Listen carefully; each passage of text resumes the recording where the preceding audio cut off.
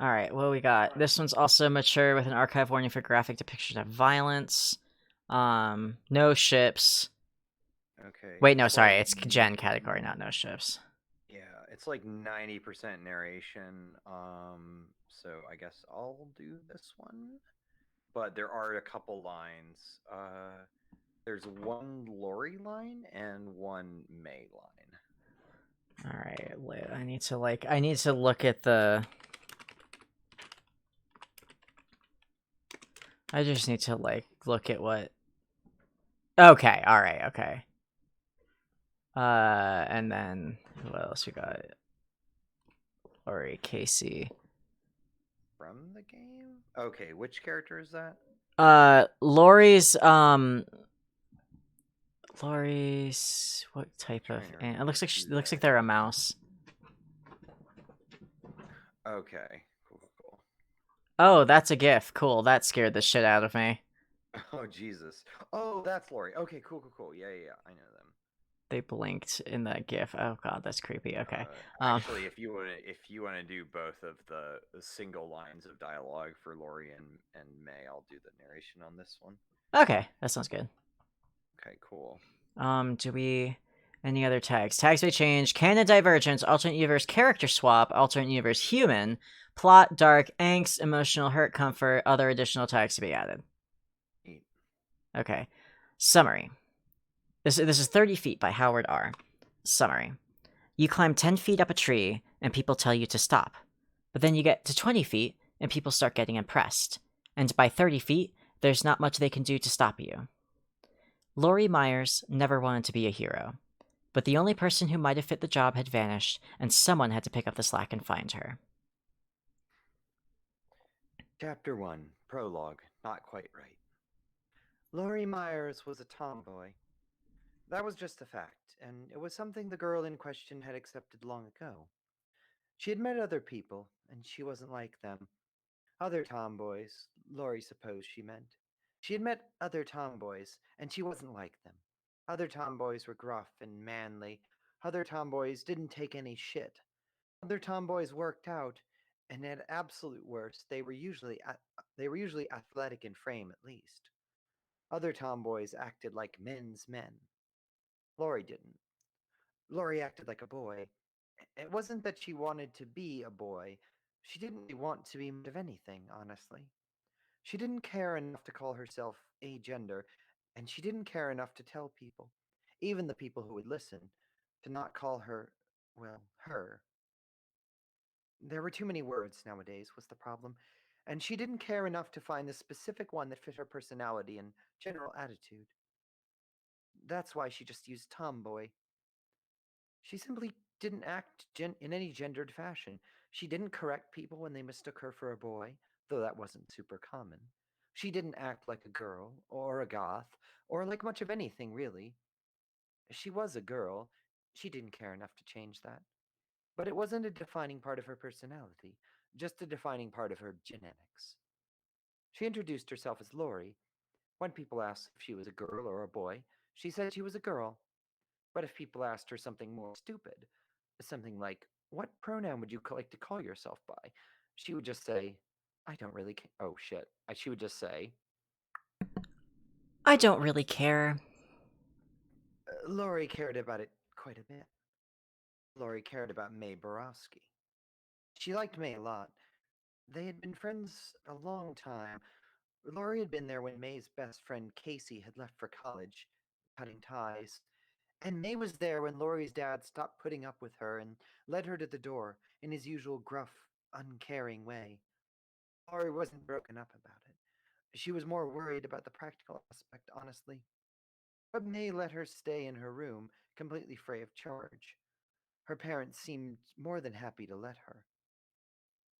She and May had grown close. She wasn't interested in May. Romantically, Lori supposed she meant.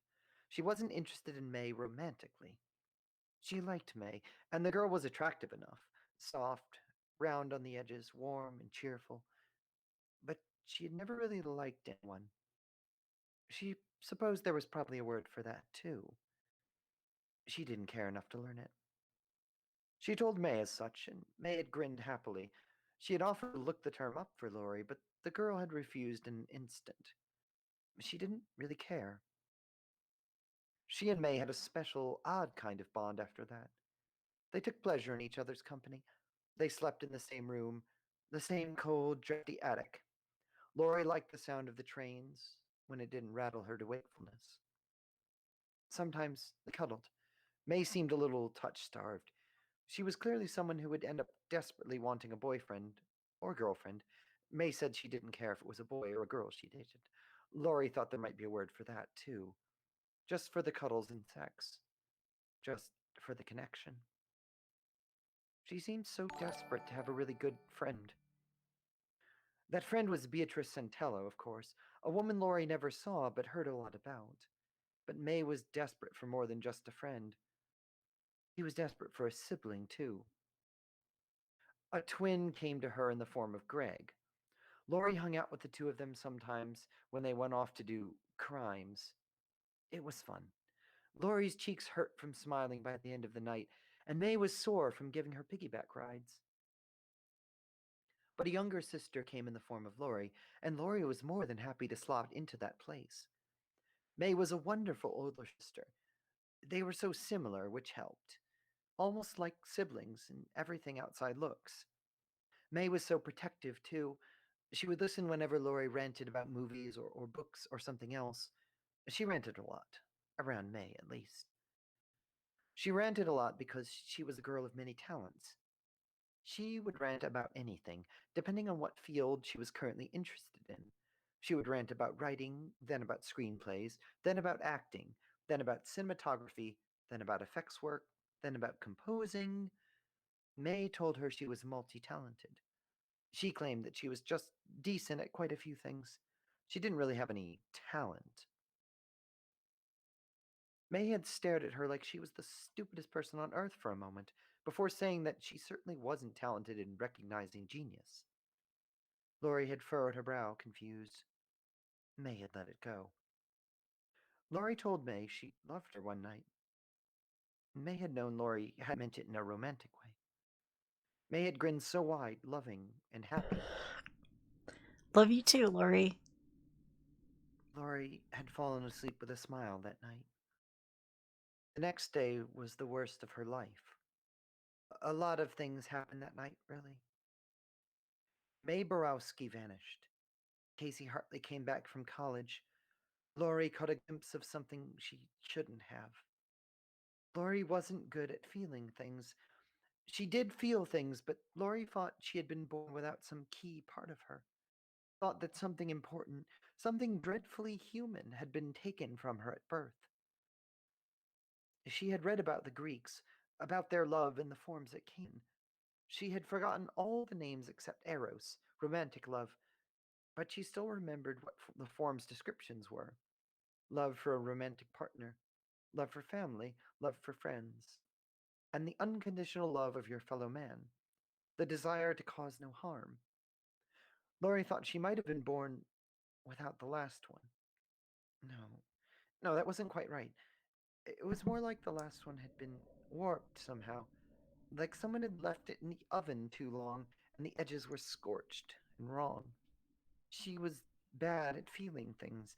It was almost like someone had put her together, and the whole time meant for her to be a psychopath, and then had forgotten to flip the last switch, leaving her a half complete human shell that was never quite right. She was meant to be a psychopath, but the things she did feel, slipping through the cracks, always burned and warped and felt so utterly painful and wrong. Lori felt the night May vanished. Lori felt more than anyone had ever been built to, much less someone so stilted and wrong, much less someone like her, left in the oven of creation a little too long. Lori Myers had been built a psychopath, and the only reason she wasn't was because she had also been built by someone who clearly hadn't been any good at their job. Lori Myers wasn't meant to be a hero. Maybe May could have been a hero. She had the unwavering optimism and the cheerful grin, at least, but her? Lori Myers wasn't meant to be a hero by any stretch of the imagination. But with May gone, May, the one who really should have been a hero, someone had to slip into her place. And even though she didn't fit cleanly, nobody else would step up but Lori.